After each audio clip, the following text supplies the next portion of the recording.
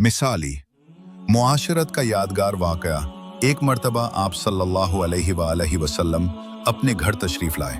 उस वक्त सैयदा आयशा प्याले में पानी पी रही थी। आप सल्लल्लाहु अलैहि वसल्लम ने दूर से फरमाया, हुमैरा, मेरे लिए भी कुछ पानी बचा देना।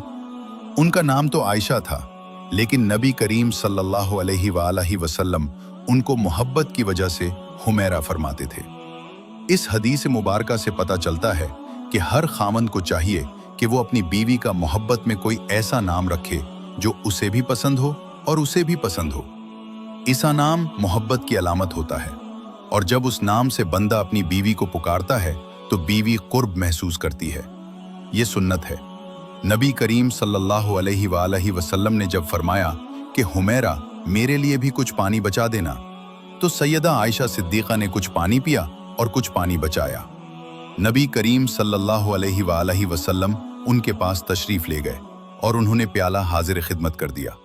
हदीस पाक में आया है कि जब नबी करीम सल्लल्लाहु अलैहि वसल्लम ने वो प्याला हाथ में लिया और आप सल्लल्लाहु अलैहि वसल्लम पानी पीने लगे, तो आप रुक गए और सैयदा आयशा सिद्दीक़ा से पूछा, हुमैरा, तूने कहाँ से लब लगाकर पानी पिया था? किस जगह से मुंह लगाकर पानी पिया था? उन्होंने निशानदही की कि मैंने यहां से पानी पिया था। हदीस पाक में आया है कि नबी सल्लल्लाहु अलैहि वसल्लम ने प्याले के रुख को फेरा और अपने मुबारक लब इसी जगह पर लगाकर पानी नोश फरमाया।